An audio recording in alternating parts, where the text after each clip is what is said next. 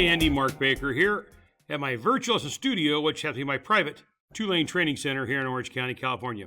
Got your videos, got your notes, very expansive notes. I love it. Tells me exactly where to look. I definitely have some ideas on the drift. Definitely have some ideas on the missing of left. One thing to say, I don't believe in drills, so I won't be giving you any drills during the course of the lesson. So don't think that I forgot to tell you. I don't believe in them. That being said, let's get straight to your lesson. Okay, Andy, here I have you queued up from the side. I'm going to do this in reverse order. Usually I look at the footwork and then the timing, but your timing's fairly unique because of your swing. So I wanted to start on your timings. I'm pretty sure you've been told you're late all your life. Here is how I see it. Let's cue it up. Pretty expensive backswing. I see why you picked Tommy Jones. Balance is pretty good on that one. So you're actually early. So there is how you get your swing on top. I measure timing when your slide foot gets flat in your front of your head. Your swing should be parallel to the ground. So when your foot gets flat in front of your head, right there. You're about a half a ball. So what I'm saying is, to be in perfect time, you would be here with the ball. So you're basically a half a ball to a ball early, not a big deal. This shot I thought you threw very well. I really like when the chin ends up on top of the kneecap. So what I would do to get yourself in better time is right here. I wouldn't bend. See right here where you push it out, your second step's too long. Your second step should catch the weight of your head, and I'm not a big believer in crossover steps. I think the crossover should be cross in front, meaning I like the end to out of your foot. Perfect. We'll look at that from the back. I wish it was just more directly in front of your second step, and I wish it was directly under your head. I'll show you some videos of probably Chris Prather or Bill O'Neill, and we'll look at that. But crossover, a little smaller. Right here. So when you get here, that crossover needs to be a little smaller. Then you drop, see your shoulder drop down. I'm going to want you to stay taller through the first 3 steps. So when you drop down, that shoulder, now all of a sudden you're in charge of the backswing. Instead of the ball swinging up, you create this massive backswing.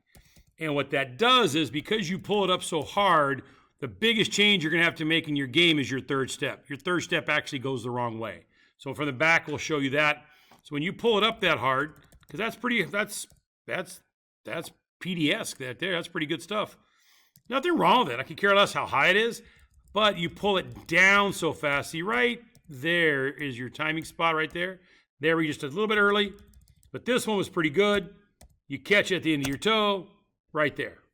So all I want, less crossover step under your head. Let's see what happens. Stay taller for the first 2 steps so the ball swings back more. That's what I really want. But what I saw was, now this shot from the back, I didn't mind at all. Well, I did, but here we go. This is your best shot from the back. Balance again was pretty good. I think you hit the pocket. Can't tell right there. Good shot. I can't see there's no pins. If there's no pins, you probably hit the pocket. All right. You got a strike. All right, here we go, brother. So what I'm talking about from the back is this. I want that crossover right there. Right there, I want it to stop. I want it to look like that. I like this part. I just don't want it as long, and I don't want it as far over. I want it to stop about right there, a little shorter, but I definitely want this piece right here where you're into out. I love that. Here's why. Your third step is basically the real crossover step in bowling now. Every good bowler walks left in their third step. On this one, it kind of goes straight, maybe a little across the line. See that? Because you pull it up so hard, because it doesn't swing up, because you drop down right there. See, now you've dropped down, your shoulders really dropped. Now you manufacture your backswing.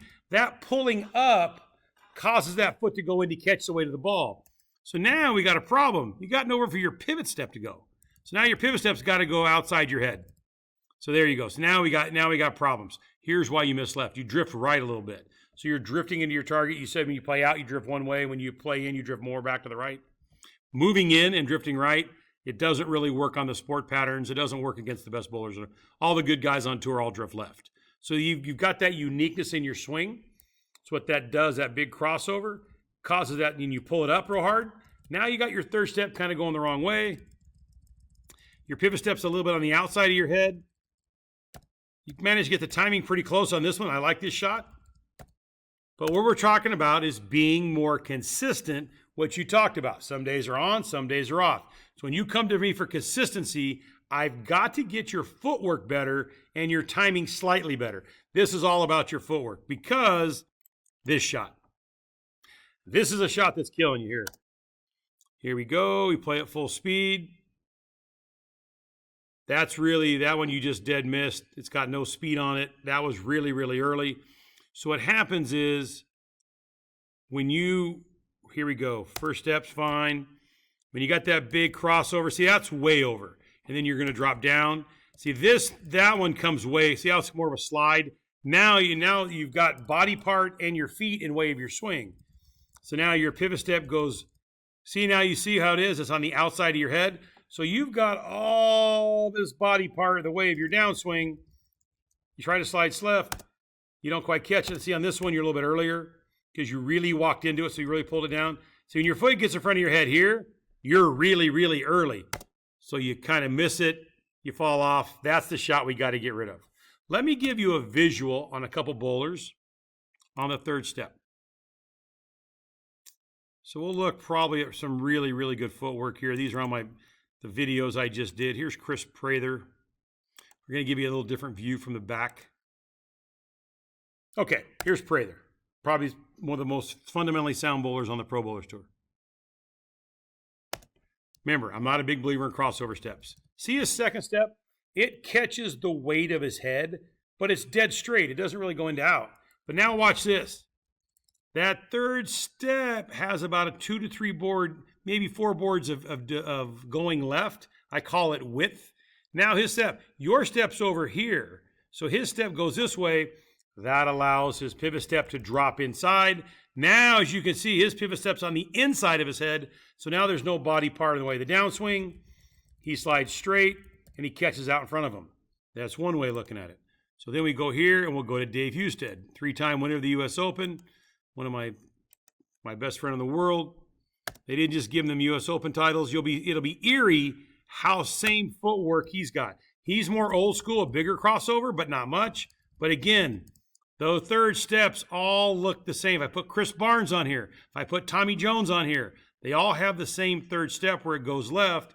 That allows their pivot step to drop in, and then there's no body part of the way. The downswing, they all slide about 3 or 4 boards left, and they catch at the end of their toe. Now let's go back to Chris for the timing. So Andy, I want you to see what timing looks like. So Chris has a pretty high backswing. Obviously yours is really good. But see, watch here. See that second step? It just goes under his head. See how he catches it right here? That's all it goes. Yours is a little farther up, a little more crossover. His ball swings up. By now, you've already pulled it up. So now his pivot step drops in. So when that slide foot gets flat in front of his head, see his swing's way up there. If we use Dave again, it's crazy how these two guys look alike. And they both have pretty good records, so obviously it's right. Dave has much more of a push way again. Watch how his second step catches the weight of his head. See, Andy, when you get here, your head, your foot's quite a ways longer out, and your head's quite a ways back. They really balance themselves in second step, something all the guys on tour do. Third step, see how it really goes left?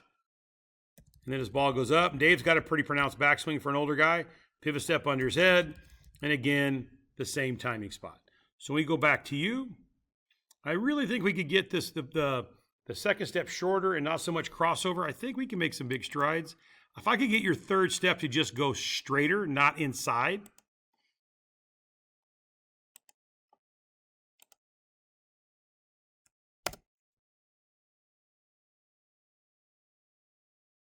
So there we go. Not bad, but again, that third step, we could just get that third step to go a little straighter. I think what happens if we could get, I could really fix your drift being more consistent. If that crossover got a little, like right there, a little shorter, you stayed up, the ball swung back. See how that little part goes at the end? It just goes across, Andy. And then that third step comes on the inside. See how it's more on the inside than the pros? Now you're walking into your swing, and that affects your drift. If we get that step to go a little straighter, so your pivot step could get more inside your head. There'd be no body part in the way of your downswing. You can slide straight. I think our timing get better. More importantly, I think you get way more consistent because you stated that you don't really bowl on house shots. You just bowl on sports shots. So consistency is by far the most important thing. Dude, your self-analysis, spot on. Really like looking at your videos. We got to take advantage of your timing's not far off. We can get that timing just dialed in. But we get that footwork a little better. I think I can really help you with that consistency, which will help you with those sport shots. And you can start winning some of those tournaments, those scratch tournaments on the weekend. It's got to be tough with 3 kids. Not a lot of time for practice, my friend. Enjoyed the videos, dude. Look forward to seeing the next set. Talk to you soon. In this video series, we brought in bowling's very best. Eagles fly with Eagles. Jason Belmonte is an alpha Eagle. Anthony Simonson, the youngest ever to win a major. Kill it. She's won the 2019 U.S. Women's Open. There it is, second U.S. Open. You can now call Chris Prather a major champion. Join me, Mark Baker, Jason Belmonte, Chris Prather, Daniel McEwen, and Anthony Simonson, and my best buddy of 42 years, Dave Husted, as we show you how to create core management.